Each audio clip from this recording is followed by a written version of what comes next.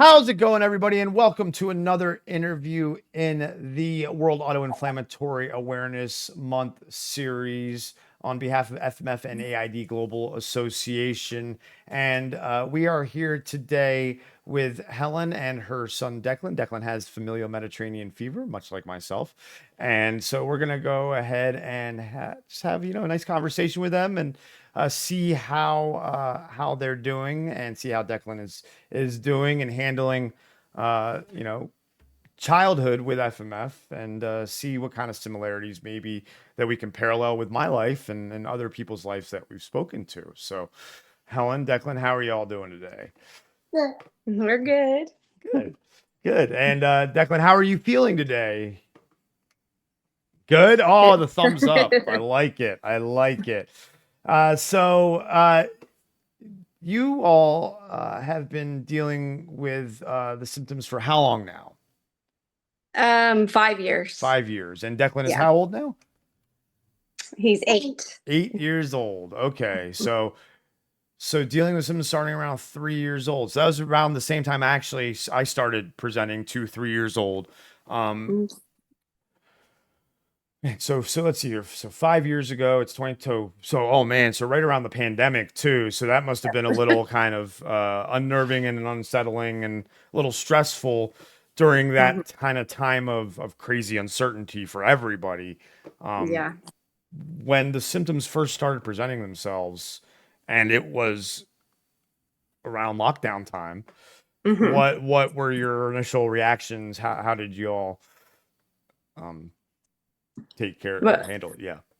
the first time he got a high fever, which was like 103, 104, it was in October of 2020, and we called his doctor because, of course, they were only doing appointments upon like necessary appointments. So he wrote it off as saying it's just a virus, it'll pass. At that time, Declan, again, he was only 3, so he really couldn't communicate his symptoms very well, but he would hold his head and just cry. He could, so we assumed it was head related mostly. He would have a little bit of diarrhea, and that's when the doctor said it was probably just like a stomach virus. So that went on every month. We didn't actually notice. We weren't paying attention to the Hmm. timeline really. We just noticed it just kept happening. So then he would get sick again and we'd call the doctor again. Um, and around that same time, he was actually exposed to mold where we were Oh my working. We were gosh. running a group home. So we were kind of freaking out. Maybe it was for mold exposure, but he didn't have any sort of respiratory symptoms. It was all just headache that we could tell, and just really lethargic. I mean, falling asleep. Of course, his Mm. fevers were up to 104, and no appetite. Again, couldn't tell us anything except just crying and saying his head hurts. So again, for months, we never saw an actual doctor. We just call and he'd say, it's probably another virus. And so we moved out of state Mm-mm. in March of 2021, and he kept getting sick every single month. But that was around the time someone on Facebook had reached out to me about PFAPA. Her son had PFAPA, Mm. and I'd never heard anything about it. Again, we weren't paying attention really about like if it was cyclical or not. We just knew it was kind of happening every once in a while. So that's when I started looking back on my text messages um, and and it all made sense that it was all happening around the exact same time. And so we thought it was something along those lines, but we couldn't get into a rheumatologist anywhere near us within 8 months time. So he got another flare, and this time his fever again was really high for about 5 days, about 103. He could talk a little bit better then, and that's when he was telling us his knees were hurting, and he could barely walk, just falling on the ground. And so we took him to Mm. the ER at that time. Um, and well, we took him to urgent care because he also started getting like strawberry tongue, which I also didn't know anything about it. But I was like, that's a new symptom. I'm just going to bring him in. And at that point, we were very frustrated that we weren't getting any answers. So um, the urgent care brought up Kawasaki disease, and we didn't know anything about it. But when we looked it up, we were like, of course, freaking out. So we took him to the ER. They thankfully wrote that off immediately, but that kind of got us on edge. Like we just wanted more answers. So they were again going to turn us away, and the ER said it was just viral. And I said, no, he's been having this for months now. So I just told them we weren't leaving until we could see somebody else. And again, it was 2021. They were still pretty strict about the ER and stuff. So they didn't really like that, but I was like, I want to talk to somebody else. I don't know who, but just tell me, if we can see. Like we requested rheumatology because I've been looking into PFAPA, but they wouldn't get us in with rheumatologists. So they're like, well, we'll bring in an infectious disease doctor to run some labs. So that's when they saw some of the like inflammation markers and sent us home with at least an appointment with infectious disease. And so they kind of ruled out tick-borne illness and all of the other stuff they looked up. And so it wasn't until October, so when that was May, it wasn't until October that we actually got into rheumatology, which was crazy. We couldn't get anyone to get us in any sooner, no matter what. So we continued to just have all of the symptoms. Again, he could communicate better, so he could tell us that his knees were hurting, and his stomach would hurt really, really bad, which before he had never really been able to tell us. We knew he had kind of diarrhea and stuff, but so he could communicate more his symptoms by that time. So once we saw the rheumatologist, that's when they brought up PFAPA at first, but he wasn't really convinced. So he did prescribe the steroid so that when the flare would hit, we would give him the steroid every month, which was really an answer to prayers, even though we weren't crazy about the idea. But it helped him so much that as soon as it helped, like if we would catch it right at the beginning of a flare, it helped him immediately. If we didn't catch it right away, it didn't really help. So, which I'm sure you're familiar with. So we would try to, sometimes the fever would hit, of course, in the middle of the night so quickly, but other times if it would kind of start climbing and we noticed, and we watched him like a hawk all the time. And so when we knew that the fever hit about 99, we would immediately give the steroid, and that helped him out a lot. So that's kind of how we started as far as like his medications. And then he started on colchicine a month later. And he thought that it was FMF. He brought up FMF. I had no idea what that was. I looked into PFAPA. I didn't know that. And he had asked about like if we had anyone in our family of Mediterranean descent. And I was like, no, not that I know of. And I had asked about genetic testing, but they kept giving me pushback. I don't really know, I guess insurance. But he kept pushing us, like just kept giving pushback. He's like, it's kind of useless. He's like, there's really no reason. He was pretty convinced it was, FMF. So every time we would have an appointment, I would bring that back up. So eventually we did get genetic testing, but anyway, so that's when he started colchicine. So he was on that for a year, but still getting really bad flares even on that. So he was at the highest dosage. He's very tiny. So the doctor didn't feel comfortable giving more than he was already taking. So after a year of that, that's when we looked into Ilaris. So he started Ilaris in September of 2023. And he's done really well on that. So he has been flare-free, full flares, I will say, because he does have symptoms here and there, but nothing like before. So since last April, so he's been over a year. He hasn't had full flares. That's amazing. Yes. I'm So jealous, I have to say. I am a little jealous, sure. because but as a kid you don't have as many of the stressors as you say an adult. Yeah. So, a little over a year flare free before the so 2022 and most of 23 he was on the colchicine, and the world was kind of coming back. What was school like, going, trying to get back to school and then get back to normal life with these new symptoms and this new kind of thing that you're dealing with? Yeah. Well, thankfully we homeschool, Oh, so that awesome. was a huge gift because I cannot imagine what it would have been like otherwise. But it did put him quite a bit behind because he just was not ready to start school when we would have liked him to. And so he's he's doing really well now, but of course, when he was sick all the time and his moods were just terrible and it was hard to get him to want to do school. But again, thankfully, it was a gift that we get to homeschool because I don't Mhm. really know how it would have. But he became to once he got to be, around 5, he noticed that he was different and Mm. he was very frustrated. He missed out on a lot of things because we didn't know about um, how it would bring. We didn't start to notice for a while that like exciting things would bring on a flare. So we did start to not tell him when we would have something planned. But for a while, anytime we had something planned, he would get a flare. And so then I read into that more too. And I was like, okay, we're just going to tell him nothing.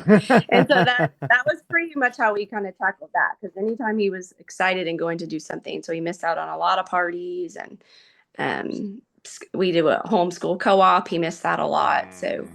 yeah, so he that was frustrating for him. That was really we couldn't walk long distances because his legs would hurt. So yeah, but he's feels like a normal kid now. So, That's at least he's as normal as he can be. well, I mean, kids will be kids, which is fantastic, and you're right, and that's amazing that he was able to recognize that something was off, something was different, something was kind of not the same because it's hard being a kid and being isolated already with COVID and everything, and then you kind of throw on top of it, like you said, the exciting things definitely can trigger those flares for sure. Mhm. Stress, whether it's good or bad, has been known to be one of the main triggers of FMF. I know it's Yeah, mine, and yeah, so the fact that you're able to recognize that at this young age is, I mean, it puts him leaps and bounds ahead of a lot of yeah, people who went through what he's going through. I mean, yeah, if I had known what my triggers were when I was younger, I mean, it would have probably been a game changer for my life growing up. And so, one of the reasons that we do this is to get these stories out and share them so that people like Declan, like yourself, won't go through the things that, like, say, I went through as a kid. yes, yeah. Now, talk about a little bit the groups and how much maybe that has helped you kind of deal with all of this and get through this on Facebook. Because again, talking about when I was a kid and even in my young adulthood, there weren't these groups. So, it's really important that we get out how there are these groups now to help these people like yourself. Yeah. Oh, yeah. It was a game changer for us because we felt like we were going crazy, honestly, and doctors were treating us like we were crazy. And it was very frustrating to watch him, especially so little, suffer so much. So just to hear parents, just really, even if they're just venting about watching their kids suffer, and I was on there multiple times in the middle of the night, just be like, we're up with a flare, and it was just very difficult, and nobody really understands it. Of course, people are sympathetic and were very kind to us, but they didn't get it, and nobody gets it until you get it. And also, I would have not even had any idea what PFAPA or anything was had because it's so crazy and random. Like even when we tell people about it, it still sounds like we're making it up because people still kind of Yeah. like that's so weird. I was like, it's real, but those groups like we learned so much. Like yeah, that's how we learned that different triggers about the stress and good stress, even good stress bringing Mhm. on flares. And yeah, it helped us immensely. I mean, I don't even know. I would probably still be going crazy if I didn't have those groups, and so it's very helpful for us. Yeah. Yeah, again, we are very lucky to live in a time that we live in with the ability to connect with someone who is dealing with what you're dealing with in the blink of an eye. And it's very important that that message gets out that people who are maybe dealing with what you're dealing with are not alone. Yeah. Now, for Declan, you said he was homeschooled and but he is living life like a normal kid more these days. Talk about kind of that and, you know, from when you used to be like, oh, he wouldn't really go to birthday parties or exciting things to now when he's Mhm. able to go and do those things and talk about how much of a change that is for the better, obviously. Yeah, it's been a big change, especially since the flares have stopped, because once the flare stopped, he actually started developing really terrible anxiety. He became like a Mhm. germaphobe. He would not touch anything. He would think that's going to make me sick. I'm going to get sick again. So he really was, even his doctor would try to tell him that even if he gets a little sickness like a cold, that doesn't mean he's going to get a flare. But he was so used to, if he got a Mhm. cold, he was going to get a flare. He got COVID, he got a flare. So he was way worse than all of us when we got COVID. Um, so the anxiety was really bad for a long time. And then once he kind of caught on to every little sickness isn't going to be as terrible as it used to be, that's helped him a lot. It does still come on when he has to give blood Mm. and he gets his injection. It does sometimes he'll get frustrated, like why am I still doing this? Why do my brothers and sisters not have to do this? It's still Aw. frustrating for him. But he's come a long way, and he talks about it more. He tells people about it more, especially brags about how good he is about the shots. So he feels stronger and more confident now, but before it was not like that. So yeah, he's in a good place now. It's funny because I think back to when I was, around his age with blood tests and injections, and I just remember me running around the exam table, hiding in the bathroom, and Yeah. I didn't get to a point where I could brag about being able to be good with shots and blood tests until maybe I was in my teens. So, you Mm. know, Yeah. that shows you where the medical system kind of has come a long way to help with kids. I mean, because when I was his age, it was, a bunch of nurses holding me down to Right. give me the blood Yeah. test. And now they've got all these different ways to kind of help calm me down. And the fact that he's just like, yeah, it's nothing. I can handle Yeah. it. That's amazing. That Yeah. is definitely a fantastic thing to hear. Now, Yeah. you talked about how he recognizes that he is different, and that to me is huge. Hmm. I think that what you've been probably through your education and your learning about FMF and then transferring that to him is fantastic. But you brought up a great point that he still has anxiety. And I think that's Yeah. something that a lot of people don't understand. I live with anxiety because of my FMF. It's something I was in denial about for a long time. Hmm. Yeah. Starting the recognition of that early is something that's so incredible, that Hmm. it'll change his life for the better as an adult because he'll know how to handle the anxieties of uncertainty of getting sick, of getting a flare. Uh, Yeah. Milena made a good point to me because I always mix up, as we all do, how you describe to someone autoimmune and autoinflammatory. Well, autoimmune is basically the body just continuously attacking itself. For autoinflammatory patients like Declan, it's the body's not turning itself off. So Yeah. that's a lot to do with the anxiety. Is your body is just always ramped up. So starting early and being able to learn how to control that anxiety and recognize the difference between an anxiety attack and a flare, because the Hmm. anxiety attack can lead to a flare. I mean, that's going to change his high school years, his college years, his excuse me, his young adulthood for so much better because he'll know how to handle it. He'll have the tools already that a lot of us didn't have. I mean, a lot of Yeah. people are diagnosed so late.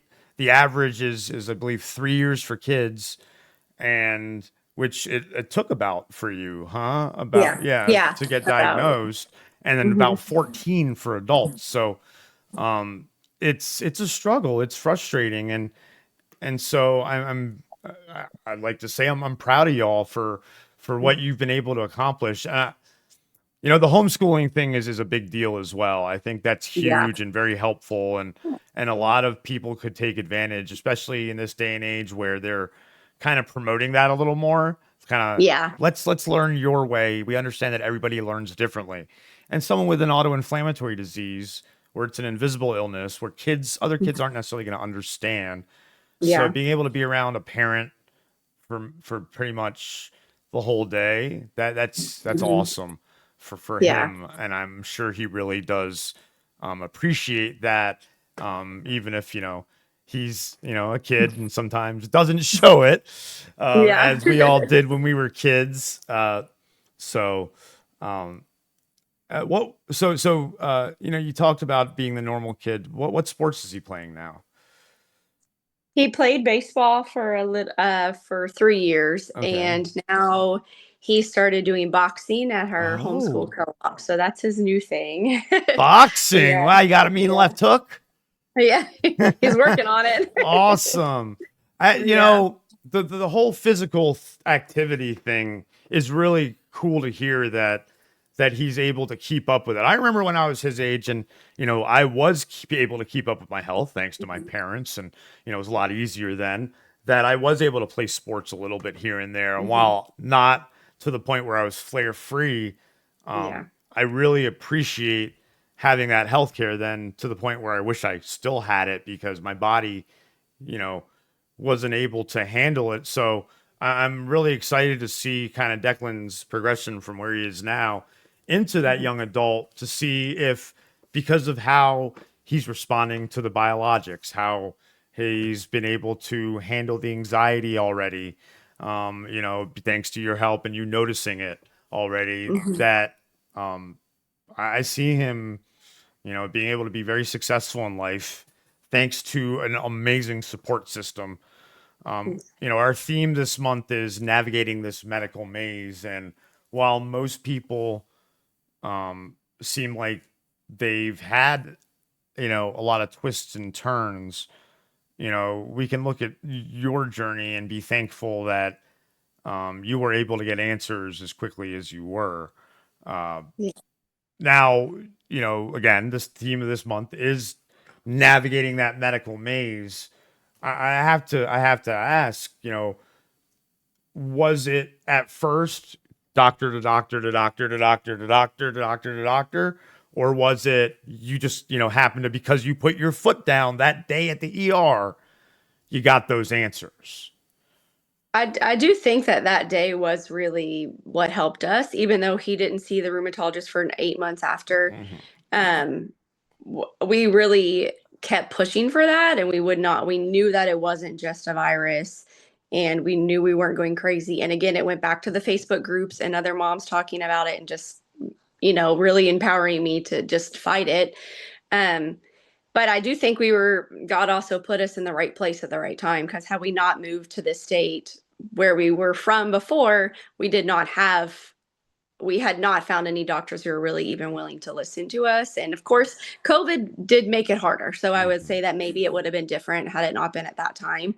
Because we did like our pediatrician, um, but I do think that just being here, that God worked out every step for us to get us to the right person and the right doctor.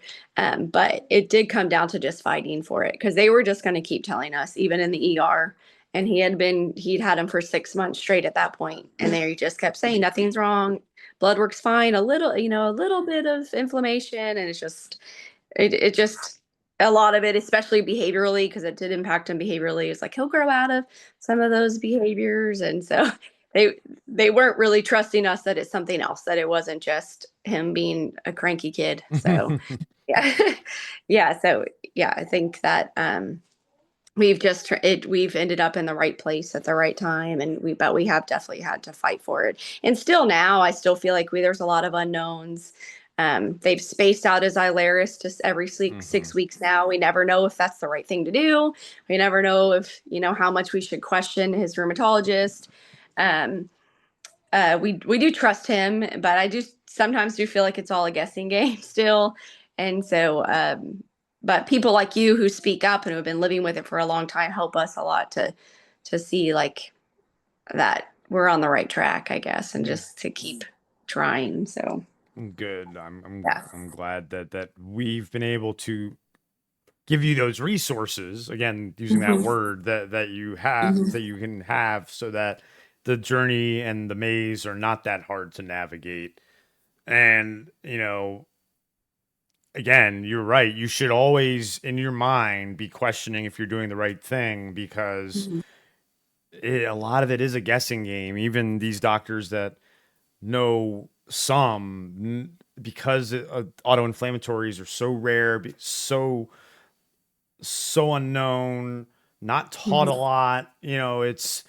It's very frustrating. And so you seem like you've been able to handle it as best you can, and not get the anxiety, have his anxieties essentially rub off on you. So being able to Yeah. stay calm for him has probably been huge in his development and his growth, as being a child with FMF.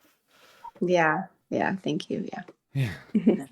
Now you said that you moved states, and that decision was primarily for his health. It was not. No, Okay. we just moved to be closer to family. Yeah. So Okay. it wasn't because of that. Yeah. Okay. So, as you said, sometimes things just happen for a reason. Yeah. And so, those doctors that you dealt with before, um, we try not to look at doctors being people who it's not that they don't want to, it's just that they don't know how, kind of thing. Mhm. Now, would Yeah. you say that that's what you dealt with more, or would you say it was more of an ignorance of just, oh, you're not the right ethnicity, you're not this, there's no way that he could have an autoinflammatory. You're from the middle of America, you're a white person. Yeah. I mean, I think it was ignorance. I mean, even some of his, we see a holistic doctor now. She'd never even heard of FMF or even PFAPA, so they really didn't have any idea. I think, like most people, just didn't know. So it wasn't until we saw a rheumatologist that he had any idea that it could be something. He was the first doctor that didn't write off the symptoms. Like he knew exactly what he was experiencing, because he had, of course, because he had experience with it. But yeah, I just think doctors just don't know about it. I mean, we just still, we meet so many doctors and they're clueless. And even when they ask about when they try to talk to him when he gives blood, still the nurses who are taking his blood, they don't have any clue what it Hmm. is. And so it's just so new, I guess, or it's not new. The thing It's is, but not, no, people, it's, yeah. yeah, but people act like it's new, like it's, which Hmm. also makes you feel crazy too, because people make it sound like it's just this trendy thing. Oh, and it's so that you will feel a little bit. I feel like I was feeling a little bit crazy like that too, because it's like I'm like, am I making up symptoms in my head? And Sure. so, but once I found out like all of these symptoms were exactly what everyone else was experiencing, like you've experienced your whole life. Um, yeah, I could see, because it's easy to get in your head and think like, is that a symptom? And we would think that anytime something was happening, like, is that a symptom, or is he actually disobedient, or is he actually, because it was hard to Sure. differentiate with him. So yeah, yeah. Yeah, it's like you said, it's been around. I mean, they found FMF, back in the 60s and 70s, maybe even Hmm. before that, if I'm not mistaken. And uh, it's been thought that that human evolution created autoinflammatory diseases like FMF to fight Hmm. things like the bubonic plague. And Yeah. so, um, it's kind of, I guess, a little scary to think that for diseases that have been around for so long, there is so little knowledge. And Hmm.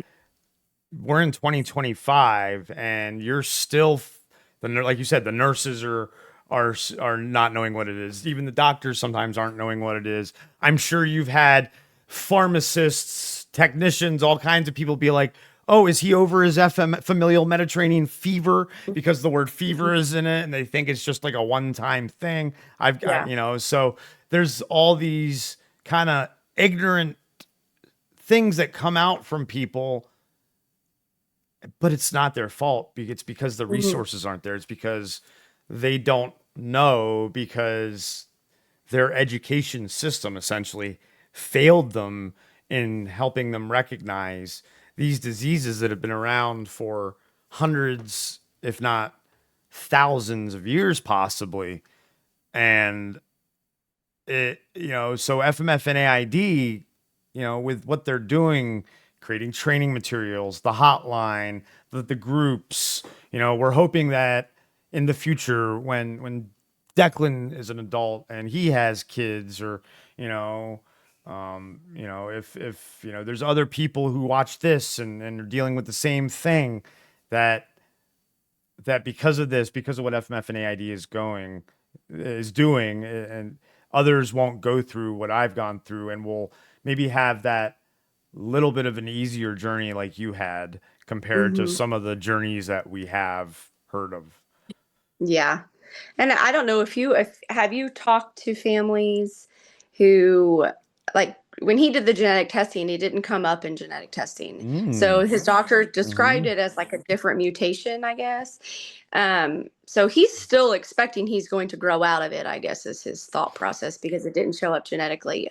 But I haven't found very many families who have said that they have, or if they are, they're still young and they're Hmm. also kind of wishing for that too. So I guess that's the thought process of him backing off of Ilaris and spreading out the Ilaris, is to see, has he grown out of it yet, or is it just it's still there? So I don't know if you've met families I like that. I have not ever met anyone in these past 5 years that I've been doing this and talking to people with FMF that have been in full remission of Hmm. FMF. It's just not possible, and Yeah. definitely something to bring up with your doctor. That you've talked to other people who are like, yeah, FMF doesn't just go into remission like that. Hmm. Um, Yeah. PFAPA is, Yeah. but the fact Mhm. that, you know, they're not saying it's PFAPA, even though there's no genetic marker for FMF right now. I mean, the body does weird things. I mean, we're not Yeah. doctors, we're not scientists, we're not researchers. Who knows? Maybe when he's older, it will show up. We know patients who don't present symptoms until they're adults. Hmm. But I've never really heard the other way around of just remission fully, unless the medicine routine is very, very strict and stringent, unlike a 6 week span. Now, at Yeah. the end of that, like when it's getting like to 5 weeks, or four and Hmm. a half, do you notice that he's starting to maybe kind of wear down a little bit, and that is maybe showing some more symptoms? We have noticed that, Hmm. but they're very mild, to where That's it's good. like almost like, is that really a symptom? Like, well, just yesterday he was just very cranky and Hmm. tired, and that's what we used to see right before he would have a flare. Um, and he would be due, like he's about to get his injection in 2 days. So we don't know if that's that. It's hard to tell if it's just, because he'll say, my legs are are hurting, but it could have been a day we had been running around a lot. Hmm. So we're like, is it? So it's really hard for us to tell, but it's nothing like it was before. Before, it was debilitating. I mean, he could Okay. not do it. I mean, anytime he had a flare, or even in between flares, it was. I mean, even with baseball, he couldn't run as much as the kids could, and I'm sure you understand that. He Hmm. couldn't do what other kids could do, Yeah. even if he wasn't in a full flare, so to speak. But so it has been hard for us to tell. We like keep a really close eye on it. And I just kind of document what we see. But yeah, we don't know. Like, so his rheumatologist isn't convinced that it's actual symptoms, I guess. We go back next month to talk about it, since we did 3 months of it every 5 weeks, and now we're just now starting every 6 weeks. So Okay. I guess we'll see what he thinks, if these actually are symptoms or not. So yeah, I don't know. Yeah, well, for a long time, FMF was thought, oh, you only get symptoms when you're in flare, and Hmm. as patients, as a patient, I can attest that is not true, and I'm sure Declan can attest that is Hmm. not true. Is we definitely feel symptoms. Our body definitely gets the wear and tear as we get older. Hmm. So, I'm glad you trust your rheumatologist. I'm glad that Declan is going regularly, and I'm glad you're asking the right questions. It sounds like so. Yeah. Definitely keep doing that. Definitely keep in touch and let us know how Declan is doing over the years, and we'll touch base again and have him on. And as he gets older, Yeah. maybe we'll get him on here alone, and Yeah. and He might like yeah. that. He's like, what? You want to get on there alone one time when you're older? Get an interview, have him interview you by yourself one time when you're older. Maybe. Maybe. I don't know. Kids are always Yeah. indecisive about things like, I don't know what's going to happen tomorrow, let alone in 10 Yeah. years. What are you talking about? So, Yeah. Helen, Declan, thank you so much for a wonderful conversation. Um, and I hope that everything works out, especially in 2 days with your next shot, Declan. So Mhm. and let's definitely again, let's keep in touch. And folks, thank you so much for checking out this interview. Make sure that you hit that like button, that subscribe button on the FMF&AID Global Association page. Check out all the other interviews for World Autoinflammatory Awareness Month, and make sure that you go to the FMF&AID website down below. Also, check out the GoFundMe. We are over $300, so definitely thank you everybody who has donated so far. The month is not over, so go check out that link. And Helen, Declan, thank you for helping spread awareness for FMF Yes. and autoinflammatory diseases. Thanks, Chris. Thank you. Goodbye. Bye.